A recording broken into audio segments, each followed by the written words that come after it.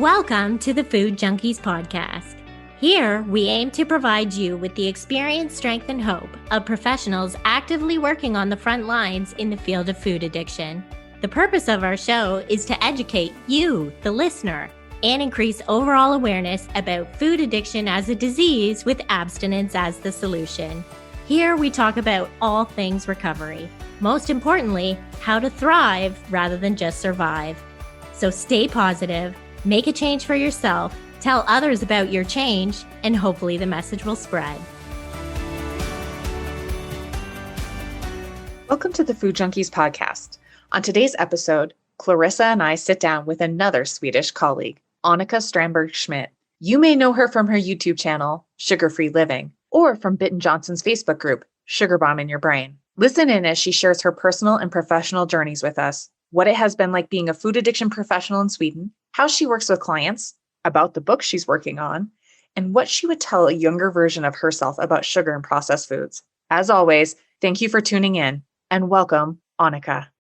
So Annica, can you share your personal story with us and your aha moment when it came to you discovering you were a food addict? Oh, wow. Well, my personal story, I think I've been an addict since I was a little child, or a food addict, really.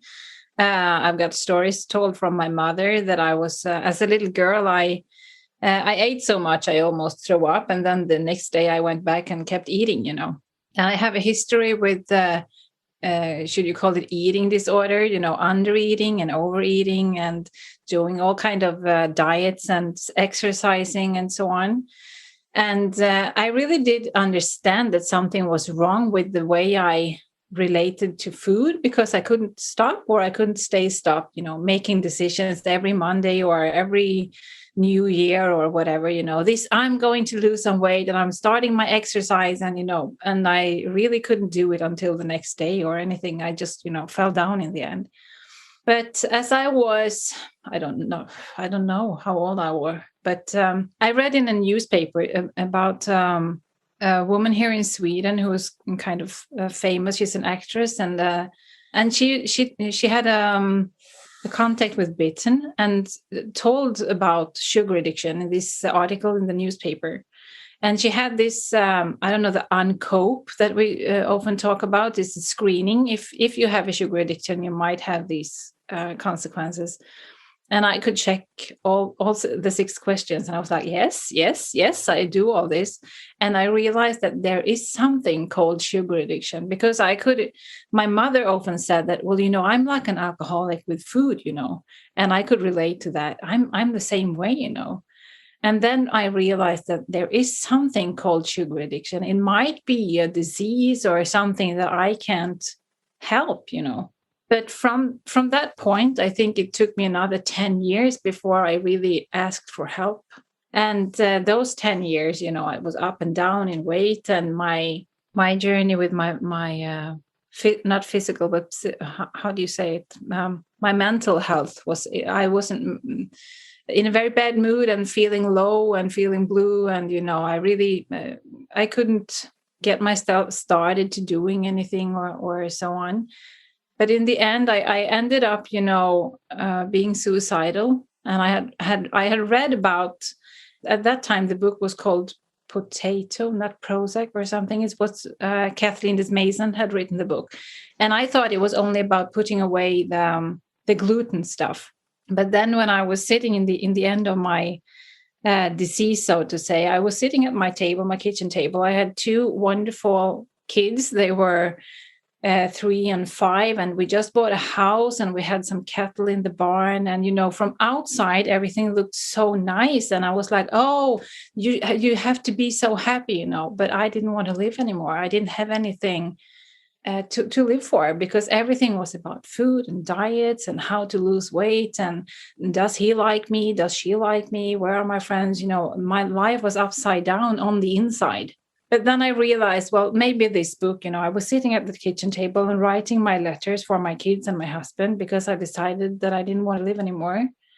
And this book came to mind, and I was like, well, maybe I should try it, once more. Just read this book and see if there's something that could help me, because it's not like I want to die. I just don't want to live, if you get the point.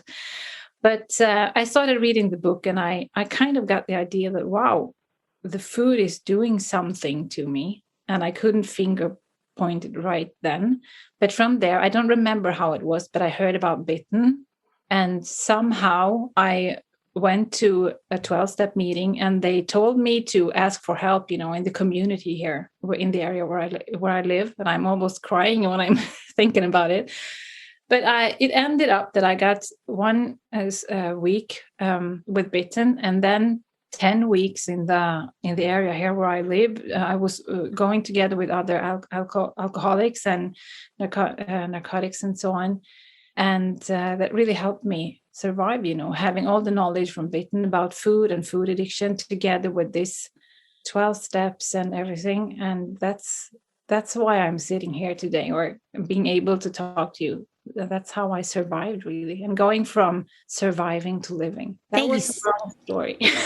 No, that's fine. Thank you so much for sharing. I didn't know that part of your story, and I could relate to so much of it. Thank you so much for sharing that deeply personal story. So after you decided to get abstinent, how did you transition your family into this? This is how mom's living now. And how did your relationships change with your family members because of the way you are eating now? Well, you said transition. I think that's a word when it's going slowly in some way. I don't know. I just came home and dropped the bomb, This is the way it's supposed to be.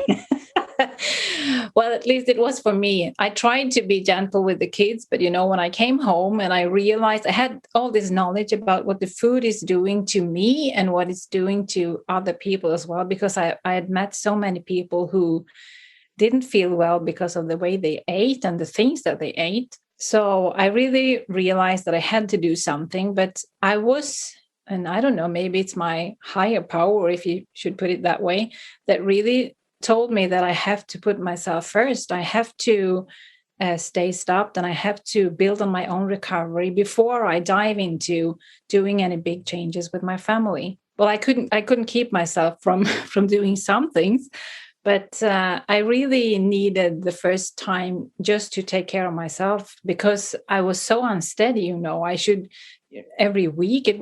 There is a Saturday every week, and the other keep eating the things that I shouldn't eat and so on. So I just had to be really stable before I could make the big changes together with my kids. So I tried to, well, in some areas there was a transition, and I just told them that this is the way I need to eat, and this is the way it has to be. The bread that they were eating, they had to put it in the refrigerator outdoor, because we have a farm. So we have places all over where we can storage our food.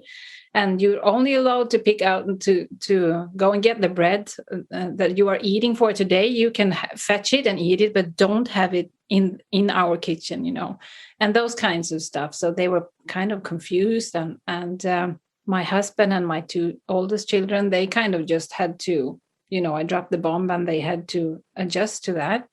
And the other family, the extended family with my parents and my husband's parents, I think they had a hard time, really, in the beginning. But during the years, they kind of accepted it, that this is the way it is. Yeah, they realize that this isn't just another diet that Annica's doing, right? That this is she might actually be in this for the long haul, and then they start believing and trusting that this is what you're going to do. How did the relationships with your family members change from previous to being abstinent to after then being in recovery? Like, how did you relate differently to your kids, to your partner? Can you speak to that a bit? Yeah, I think the big difference is that I'm here and now. There was a time when I started in recovery. I was really into, the 12 steps and all the reading and the education when I became a sugar addict therapist or addiction therapist. And I think that was kind of confusing and a hard time for my family, because I was so into it, So I kind of, changed my food for my recovery work, so to say. But in the end, they started seeing the change in me and my recovery and so on. So I remember the first time when my oldest daughter really, got the point. I was angry with her. And she was, turning to me and saying, "Mama, go and call someone," And that's when she realized that when I was making the phone calls and I was going to the meetings and all this, that made me feel good and it made me a better parent or a better mama. So that's how I realized it was changing. And all my family now, they are helping me putting my recovery first, because then they know that I'm alive and I'm together with them and I'm being here and now and being present together with them. That's the big difference. And yeah, there are so many things, when I don't have to hide behind fears or anything, I can just, be honest and apologize for things that I'm doing and not telling everyone else it's their fault and, things that I did before. I keep doing it, but I can go back and make it better now.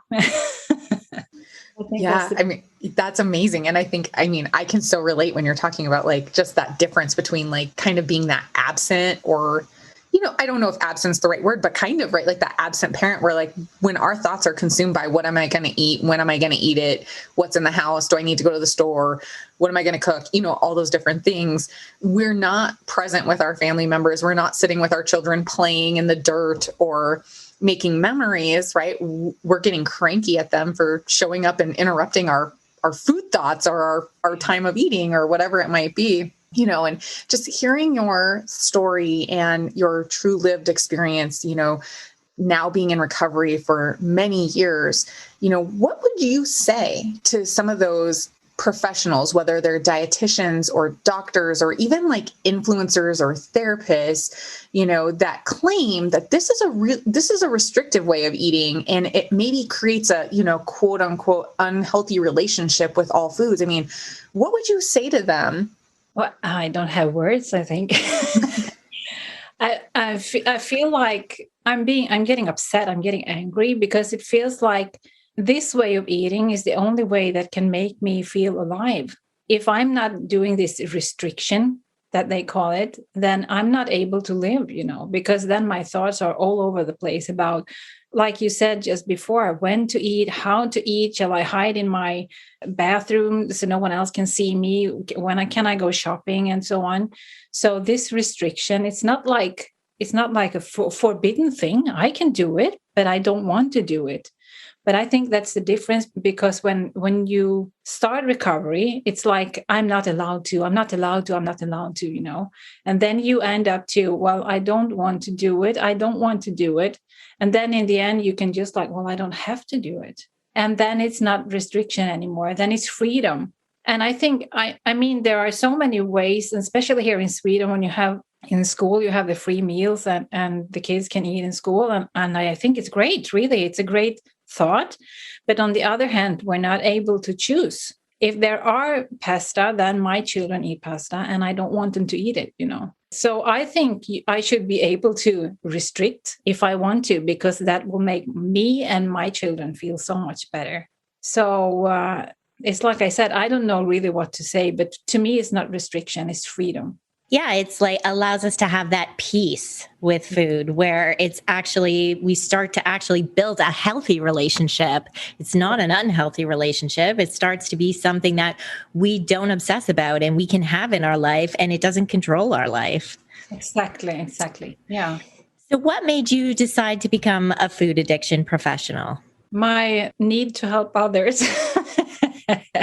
I don't know if it's a healthy need, but well, it is. I really thought that this is such an important knowledge, and there are so many people telling that you shouldn't restrict, or you should be able to eat a small amount of everything and so on.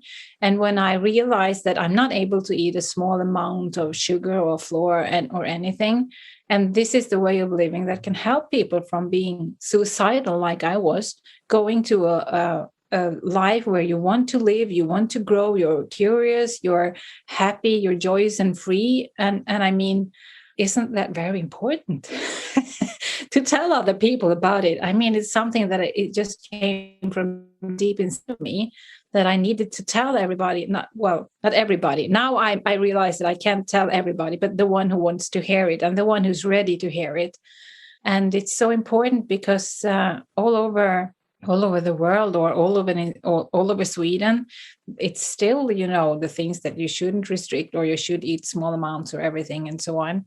And it's so important that people learn that there is another way of living, and that's okay. And you can, with knowledge, and there's not only the addiction part, that you can recover from sugar addiction, but also so many other diseases, that you can heal from with good food, good mood. Yeah. And I think that I'm again, Annica, I think so much of your story just lands for me because, right, it's like once we have this knowledge and we've had this lived experience, it's so hard not to want to share that in some way. And so, like you said, you're a helper and you're a giver. And so you're, of course, out there just, giving this stuff for free in some ways. And we'll talk about that later for sure. But obviously, like as a food addiction professional showing up and people come and pay for services, so talk to us about, how, we know Bitten's in Sweden and she's the big Swedish sugar guru, we call her, and she's very vocal, that kind of thing. But I mean, tell us really, like, how is food addiction or sugar addiction being received in Sweden? Is there pushback? Like, do you have backlash or people who come at you and say, this isn't real, stop doing what you're doing, or maybe they show up and make it hard for you to do the work that you want to do? I really think that Bitten has made it, she took the hardest hits, so to say. And I'm not in front like she has been.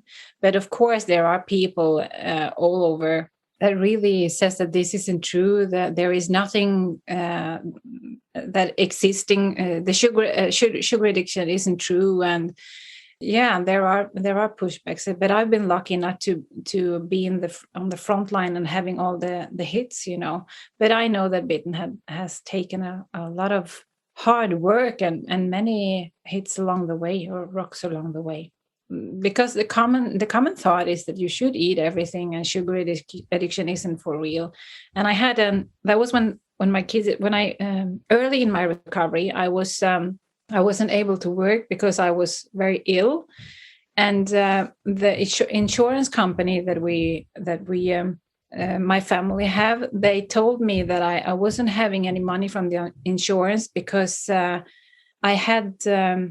I was pointing at my sugar addiction and telling that this is because of my sugar addiction. But they said it's because of my mental health. And then I didn't have any money from the insurance company. So those are the kind of things that you can meet on a personal level. I mean, when they don't accept sugar addiction as a disease, you kind of, it's like a free fall, And if they can relate it to something else, then it doesn't exist, kind of. But it feels like it's an underground movement, the sugar addiction recovery people, and it's growing and it's getting bigger. And I know from these years that I've been in recovery. In the beginning, when I was in recovery, I was very unsteady because I felt so alone, and the way of eating that I'm eating, it was so new, and everybody kept telling me it was dangerous and so on. But now it's kind of a movement, and it's like everybody's okay with the way I'm eating. Not everybody, but most. So I think it's going the right way, but I would like it to go a bit faster.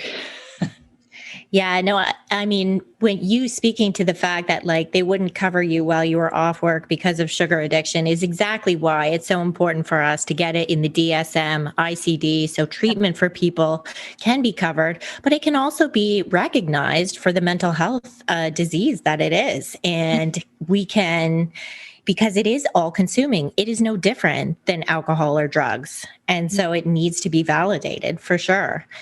So can you speak to us a bit about your practice? Who are the clients you work with and how do you work with them? Well, I'm working with sugar addicts. Of course, food addicts, carb addicts, whatever you call them. Well, right now I'm working together with a company when I'm having my clients together with a company called Sugar School. Well, in Swedish, it's Sockerskolan. They're planning to go in English, but they're not there yet. But I'm doing one-on-one, and I'm doing biochemical repair and food plans. And also they have, now I lost the word in English, when you get help with a group and treatment. That's the word. I'm sorry. And I'm also working with treatment in groups. And I think that's a great way to recover. And my specialty in this field is children, to work with children. Well, not I shouldn't say children alone, because it's a family. You have to work with the family. Yeah, that's in high need right now. And I know we talked a little bit about this the other day, when we got together for a YouTube video with you. And we just have been, just so many people have been popping out of the woodwork. I don't know where they have been, but all of a sudden everybody's like, hey, I'm a parent. What do I do? And so, yeah, we're really wondering, like, what are some basic, kind of like getting started guidelines that we could give parents who maybe are working on their own recovery, or maybe they notice, hey, my children are into the sugar and flour and carbs just a little too much, and we're concerned. Yeah. I've been thinking about this obviously for a long time, but I know there are so many groups and so many ways to approach this. And the most important thing is that you are grounded yourself in what you are doing. So your own recovery first is very, very important.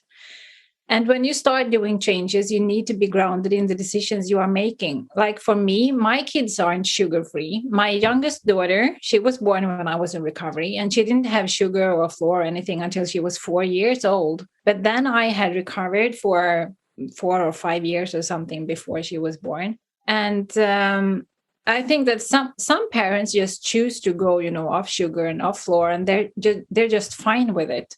And other parents, they have maybe a bit of insecurity, or they have another life situation or so on, which makes them they can't do and go all the way, so to say, to start with. What I'm thinking, I'm trying to help parents to be unperfect, if you get what I mean. Just to be where you are and to do the best thing you can right now. And one thing that I always say to start with is to add things. Don't take things away, because you add good protein and you add good fats and you add good habits and so on. And then you can start taking things away, cutting down on sugar or cutting down on flour or whatever. Kind of maybe start mixing, if you have jam, you can mix them with berries, and you make the transition slowly, so the children are the taste taste buds or whatever it is, they kind of get adjusted, so they don't drop the sweet all the time. And I think that's more important with children than with grown-ups, because a grown-up can go cold turkey if they decided they can do it. But some children, they really don't choose it for themselves. So we have to be gentle and we have to make it fun. Teach them about nourishment, about what good food does. Like I said, good food, good mood. And you can help children relate to, okay, you had a plate of pasta before and now you're lying on the floor screaming. Do you think maybe it could have something to do with that, not being shameful or anything, but just pointing out that the food you are eating might affect the way you're feeling. But to start with, add things, just add things, not to have the feeling that you are taking things away or good food that the children like, and then make slow transition. And I always think it's good to have support from other parents.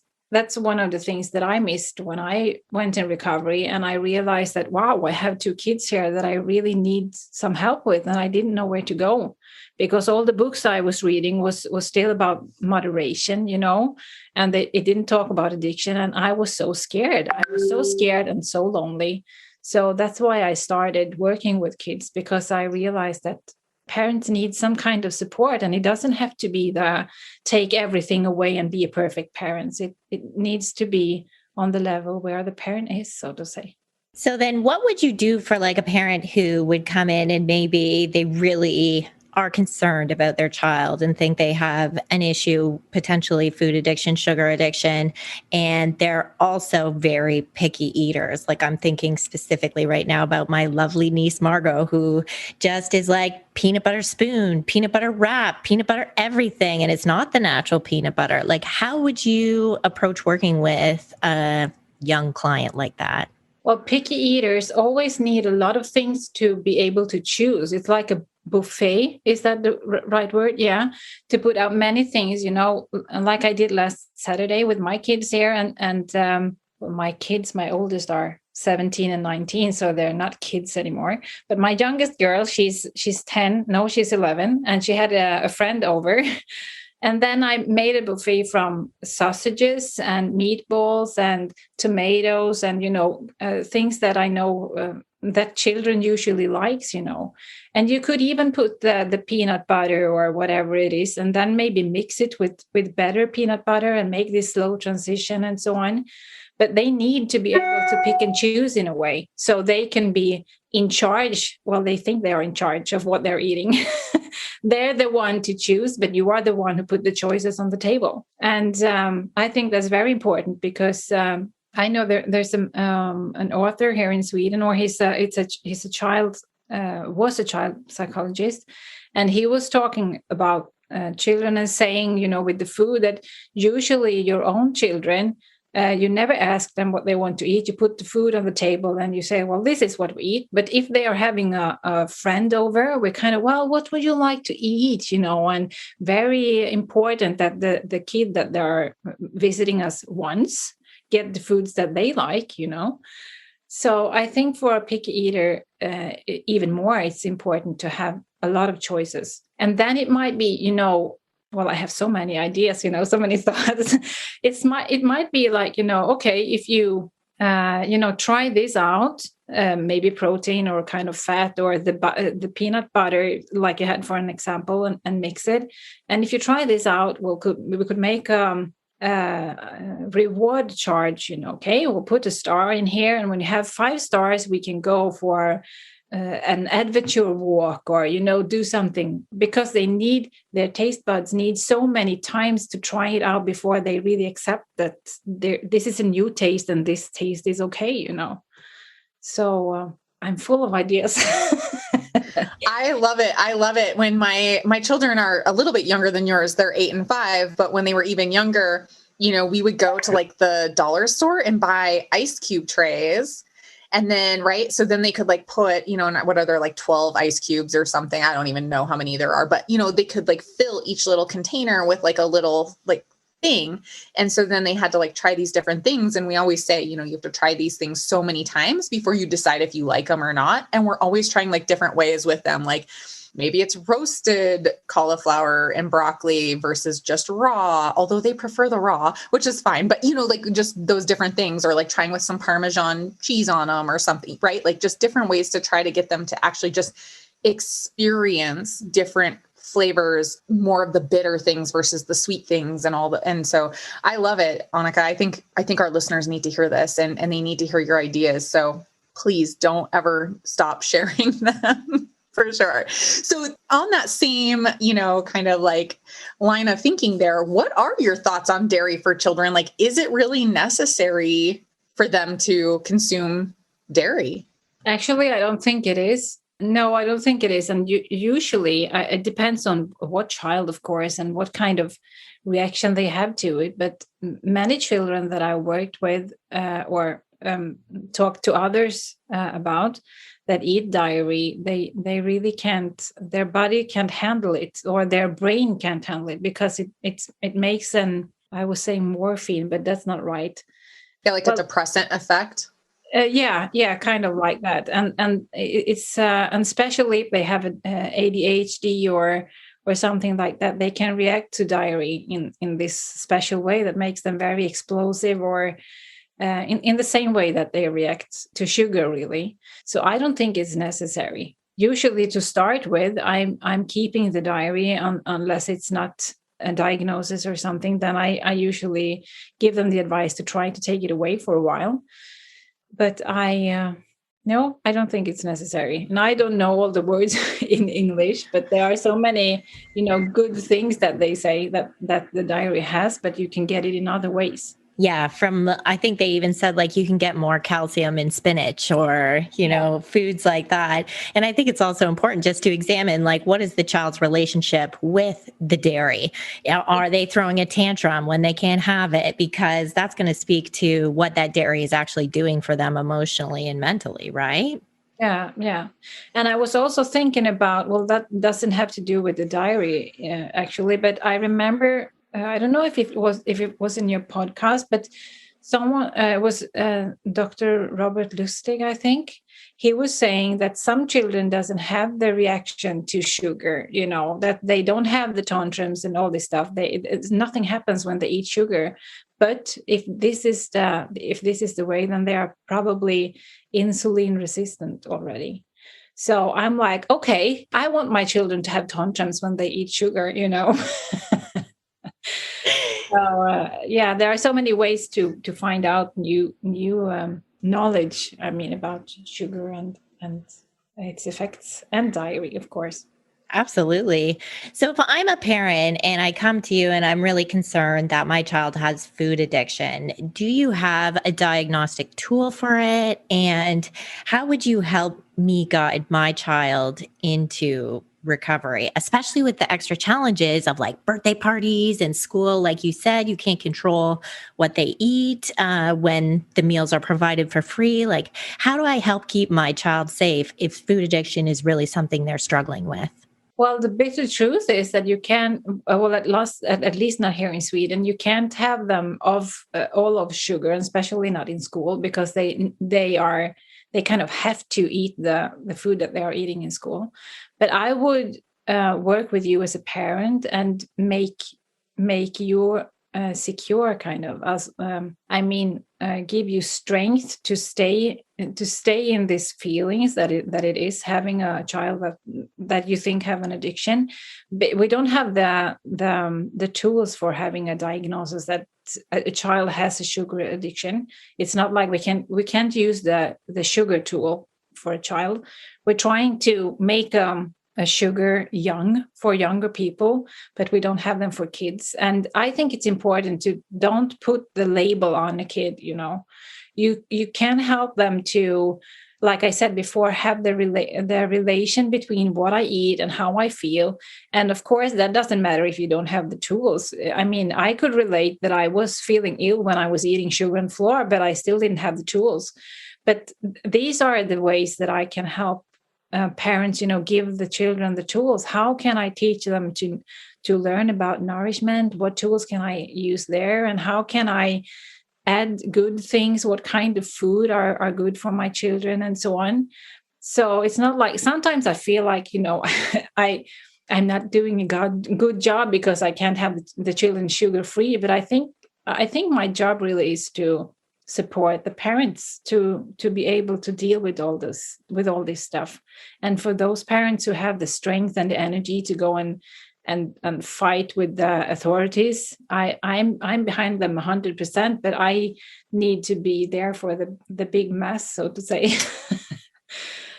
So yeah, maybe it wasn't a clear answer, but I'm trying to support the parents as much as I can. Yeah. No, it's a great answer, because as a parent myself, like not that I have this concern about my children for sure, but I'm kind of, maybe because it's my line of work too, right? I'm a little bit hyper alert to it, knowing, I come from a genetic line of addiction.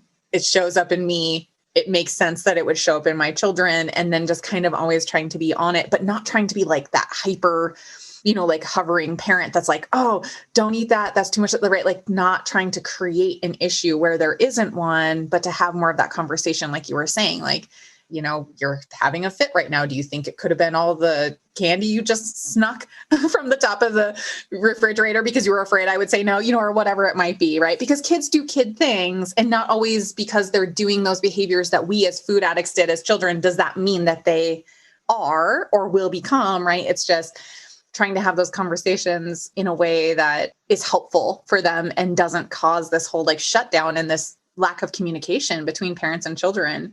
So, what are the biggest challenges that you maybe have personally experienced or you see with the clients you work with, when parents are trying to work on their own recovery while changing that home food environment? I think the biggest problem is that they lose their own the priority, so to say. They're working so much with their children, so they lose track of their own recovery, so to say. But the most challenging thing for me when I meet a parent is a parent contacting me saying that, hey, my child is a sugar addict. I need to help. I need help with them. And I realized during the work that the parent isn't sugar addict and doesn't have the knowledge about it. That's a very difficult situation to me, because if the parent doesn't have the recovery in place, that we can't help the child. Well, can't is that's not true, but it's very difficult anyway. But I think the challenge that I see when I ask, because I have a group here in Sweden for a Facebook group where parents get together and discuss all kinds of subjects with children and sugar and so on. And I really put the question out, what do you think it's the most difficult thing to deal with? And that's the school situation, kindergarten, and going to birthday parties and maybe their parents and so on, grandparents and so on. So it's really meeting the rest of the society and doing something that isn't so socially correct, so to say. I think that's the biggest issue, or the most difficult situation. Yeah, it's certainly a challenge, and having to explain to, other parents why you don't want your children to eat these things. It just becomes, very hassling, and you almost feel like you're being too controlling. But meanwhile, you're really just trying to keep your kids safe because you know what's better, and you're actually trying to save their lives in a way, right? Yeah, that's true. And I mean, for us who are sugar addicts and have been through this journey, and I mean, not all of us have been suicidal, of course, but I think we've suffered in a way, and we don't want our children to suffer. And of course, other parents who hasn't been through this journey, they don't understand that a little snack isn't that dangerous, And for me, it feels like I'm throwing them into, I don't know, the hellhole or something, It isn't a snack. It isn't. It's like I said, to me, food isn't love. Food can be very, very dangerous, and I need to find other ways to give my children love. And feeding them this kind of food isn't love. That is amazing. I love that answer so much. I heard a little rumor.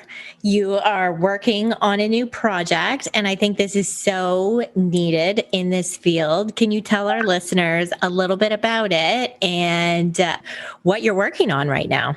Yeah, I'm working on. Well, I have been writing for a couple of years on a book regarding children and sugar.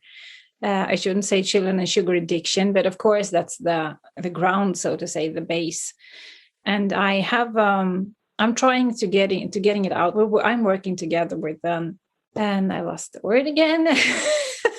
Like a publisher, editor. Yeah. Publisher, yeah. I'm working together with the publisher, and hopefully this year I'll have the book out. And it's a book about sugar addiction, of course, and children, and how you know, or how you can tell. It's not diagnosis, but I mean some symptoms from if your child might be a sugar addict if they have, blah, blah, blah.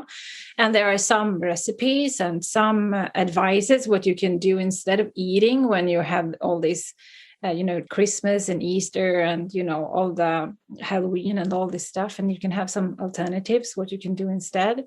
And knowledge about addiction as a disease, and also being an adult child. I don't know, maybe not your listeners aren't all doesn't know all about this, but if you're an addict, you might have a kind of frozen childhood, and you're being an adult on the outside, but not on the inside. You're still a child, and it's very difficult for a child to be a parent sometimes. That's also a part that I'm trying to cover here, because I can see that in a lot of parents, maybe difficulties to make choices and difficulties to be an authority in front of your kids because you don't like authorities and so on. That's also one part that I'm trying to cover in the book. And I really enjoy writing the book, and I'm waiting for it to get out in the market. So that's the biggest project. And then I'm having my YouTube channel, and I have you ladies on it, and I love it. And it's both in Swedish and English. And now it's been mostly in English, but I'm trying to have both languages in there. And I'm writing on my blog in Swedish, and I'm having my Instagram. Yeah, I'm all over the place. No, it's great. You have so many gifts to share. And I was even going to say, okay, so for those of us who, I've tried to learn a second language. My mouth just won't do it. I don't know why. It just won't. So for those of us who don't speak Swedish, how could we get some of that same information, those valuable jewels that you're writing in this book? Can we expect them maybe as an English blog post or YouTube videos, like little shorts or anything like that? Do you have any plans for giving us any information in English? About children and sugar, you mean? Yeah, like whatever is going to be in your book, because those things that you just said are so spot on. I'm like, my brain is on fire because the thing you said about like childhood being frozen and being like, you look like an adult on the outside, but on the inside, like that's classic growing up in that chemically dependent or addiction family, right? And so those kinds of things, that information's needed. How do you plan to share that in English? No pressure. No pressure. Yeah, I've been trying to do it on my YouTube channel. I just have to figure out how I can put YouTube on it as well, when I'm doing the information. No, I'm just kidding. Well, I'm planning on it. I'm having that on my schedule, on my mind schedule, to share it there, because I think it's important. And it's like I said, I think one of the most important, I think I need to learn or to teach is to be imperfect, and not to be scared when I see that my children might have a sugar addiction, not to be so scared that I'm, throwing myself off the train, just to, stay stopped and keep on doing my recovery and feel safe that my children have their journey and I can be a role model if they need it. And if they want it, I'm here, So I'm planning on doing it on YouTube, but I haven't really scheduled the dates yet. You have an amazing grasp of the English language. Like when you're like, oh, I don't have the words. I'm like, you have all the words. Like I am so impressed with how fluent you are when English isn't your first language. And I know how difficult the translation piece can be. So it's definitely something we'll find a way to support you on the YouTube channel, whatever it is, Annica. Your message is important and we want people to hear it. So we're going to link in the show notes all of the places that people can find your information. And we're going to ask you our signature question. If you could tell a younger version of yourself something about processed food addiction, sugar addiction, food in general, what would that be? What would you tell yourself, little Annica? A little Annica, I think I would tell her that there is something called sugar addiction. And that there is a disease. It's not your fault that you are acting this way, and that there is a solution. I think that's what I would tell her, and just, comfort her in being this lost in herself, kind of. But just knowing that there is a name on this thing that I'm doing, and that there is recovery or tools to handle it with. I think that would really have helped me when I was a young girl, when I was really starting feeling down. If someone then would have told me that there is a solution and this is called sugar addiction, that would have helped me early on. Yeah, it definitely is so true. And it gives us like so much more hope for future generations that we're able to get this kind of messaging out there now that when we were little wasn't available to us and we didn't even know it was a thing. So now that there's books and like even mainstream media is starting to talk about the dangers of sugar, the word is getting out there. It's really going to be hard to ignore. Yeah. Yes. And that's good. That's great. Yeah. Well, thank you so much for contributing to that, that conversation, that global conversation that's happening. It's because of people like you and our other guests that come on here and, are willing to share their stories and how they started and where they are now and how they got there and what they do to maintain that and how you work with people and giving these tips and tools for our listeners.